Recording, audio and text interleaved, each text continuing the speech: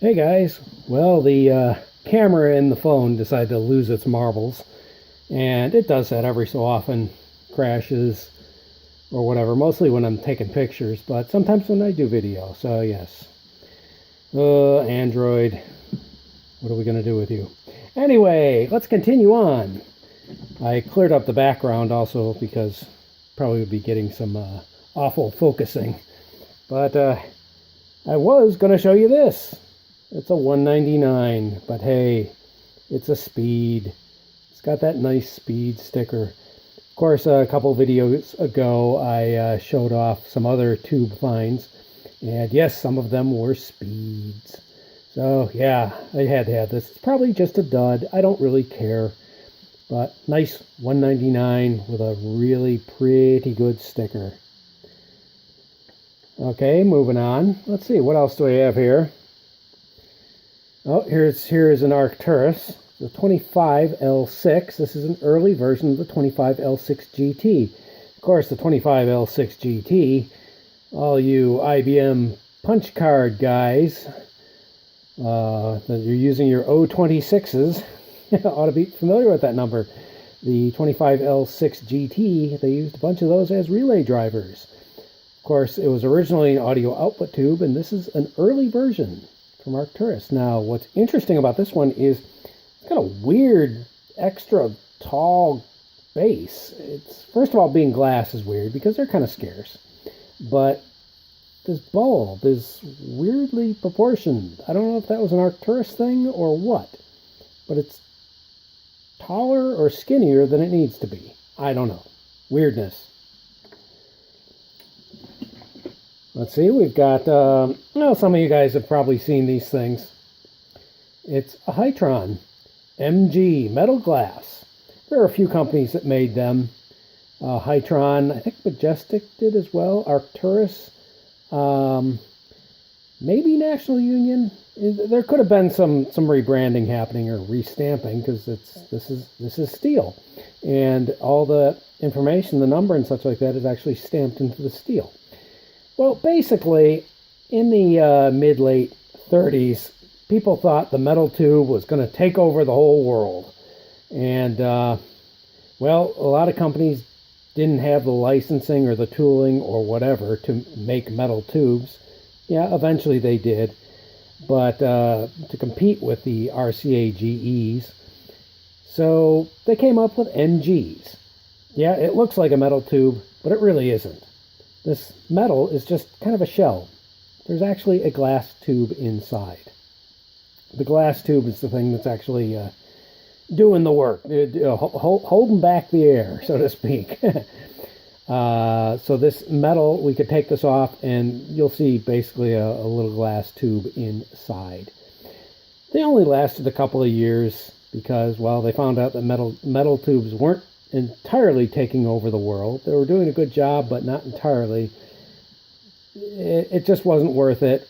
World War II came about, and hey, all of a sudden metal became kind of a thing to conserve. So yeah, I doubt any of these were made after 1940 or so. They're mostly probably 1937, 1938 sort of thing. Okay, what else do we have? Oh, okay, we got a nice Philco 71 output tube. You always gotta like those. Yeah, some more relatively mundane stuff. RCA Radiotron 55. Does have the nice bass. Let's see, I like that bass in particular. Alright, and we got well, another Arcturus. This was when they were starting to fall apart. This era here, probably the late 30s. Yeah, it's an okay tube, but had to have it for the Arcturus collection. Okay, we've got this guy here. Actually a nice box. I kind of like this box. It's got a dashing young man, a cadet, marching towards us.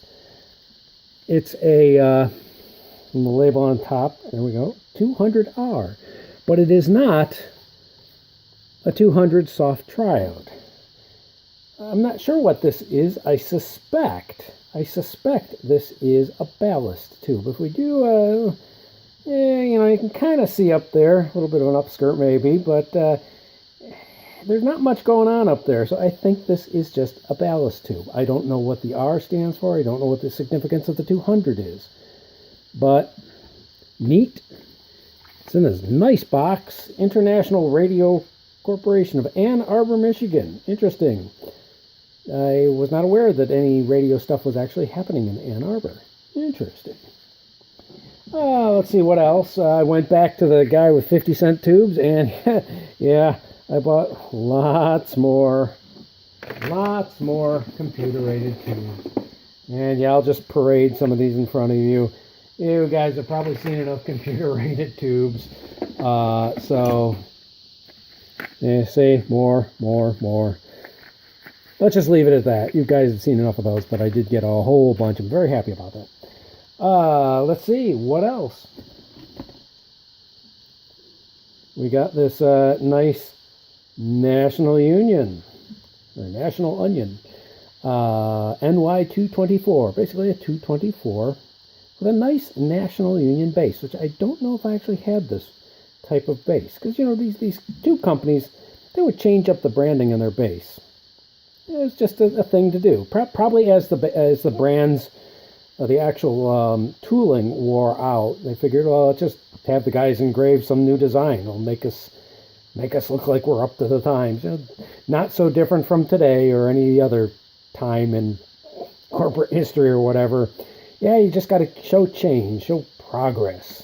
You know, even though it's, well, kind of the same tube, isn't it? And probably now the best things. Oh, yes. Yes, dear friends, it's a Western Electric tube. 242A. I am sort of lucky that the audio guys did not get this. It was a nicely priced tube. It was not super cheap. It was nicely priced because it is good, but it's a little on the weak side. The guy was very honest about that. It's got a beautiful getter. The heater is obviously intact. You can tell pretty much with these 50-watt types when the heater is, the filament is good, because see those springs? There we go. You can see those two springs on the top. If the filament breaks, those springs they're sprung. These are nice in compression, but when the filament breaks on these 50-watters, the spring there, right there, either one of them or both of them will spring out, and sometimes they'll fall out, but they will lose the compression. That's a real easy way to tell if the filament is broken, because these old 50-watters, that's a very common thing, is for those filaments to just break. After all, you know, how old is this tube? Closing in on 90 years? I don't know. But interesting, the number 242A. Now, I have a 242C in my collection, and it looks very much like this. The printing's a little different. It was one of the very first tubes I ever got, first collectible tubes I ever got. This was way back. Got it from the Antique Radio Club of Illinois show. That was the legendary Elgin show. This has got to be closing in on 35 years ago. I was still in high school, okay? And I remember I paid a lot of money for it. Well, a lot of money for a dumb high school kid. I think I paid $20 for it. And that actually was kind of a good deal of money, because remember, the Western Electric tube price explosion hadn't happened yet. And a lot of those Western Electric tubes were just starting to go somewhere for the high prices. So 242C, that was almost like list price back then. Of course, now you want to buy a good 242C brass base, just like this one, but you know, maybe one that's got a lot of life left in it. You're going to pay hundreds of dollars. You might pay $300, $400, I don't know, a lot. Yeah, that's why I jumped on this, because it was the right price. And hey, I had a C, so now I got an A and a C. And this is exactly how I want my Western Electric tubes. I want them to look nice, have a good getter, not be gassy, filament lights up, but it can be weak. Because I'm not actually going to put this in an amplifier. I'm not actually going to use this tube. For one, I don't want to wear out rare tubes. But honestly, I'm not a Western Electric tube amp sort of guy. I just want these Western Electric tubes to look nice, light up. They can be weak. In fact, if anyone has VT2s from Western Electric, they're basically 205Ds, tennis balls. I've got a lot of old 20s military equipment that wants VT2s. And hey, I can use every weak one that I can get my hands on, because all I want to do is light the filaments up. So anyway, yes, I was very pleased to get this 242A. Don't roll away, don't break. You know what? I'm going to put up a guard. There. Looked a little more. I got a 242B. Same deal. Nice looking tube, good getter. Good filament. You can see those springs are a little sloppier, but they're still under compression. Yeah, this is a slightly dirtier tube, but once again, it's a really nice looking tube, but it's a little on the weak side, so it was the right price. The base is not as nice. It's got a lot more, well, patina. I'm probably not going to try and clean that because the writing is pretty, let's see if you can see some of the writing. Pretty weak. So I'm probably going to just leave it just like that. Now the interesting thing is, let's get the A up here. You can see they're nearly the same tube. However, the plate is different. If you look at, once again, I don't want to roll my tubes off the table. Let's actually get it back in a picture though. There. If you look at the plate on this guy here, it's a graphite plate, which would probably make this a very early 30s version. Now, the interesting thing is the B version is scarce. You do find the A's, and you find the C's. The C's are probably the most common, but the B's, I think they only made them for a few years. I don't know. I've never seen one before. It has this graphite plate. You can see it's kind of this weird extruded, I don't know, I'm not entirely certain how they machine the graphite, but that is basically graphite. I don't know if it's, pressure molded. I don't know. It's something I need to look into, but that's a graphite plate rather than a metal plate. And that was sort of a thing in the early to mid 30s. So, yeah, I don't know when the C came out, the 242C, but, yeah, a B. This was, I think, a really great find. Once again, it's exactly like I want my Western Electric tubes. Nice looking, they light up, they aren't gassy, but they can be weak. Yeah, there are some Western Electric tubes that I'm likely never going to find. Hey, we can get him out of the picture. Never actually going to have, like a 252A, which is probably the most expensive Western Electric triode audio. It was used in, the 59B amplifier. Even the duds, even the gassy, ugly duds are going for close to $1,000. So, I'll probably never get one of those. But, hey, if I can get one, I will certainly try. So that's it. That's what we've got. A good collection of nice tubes. Maybe we'll put some of these out here.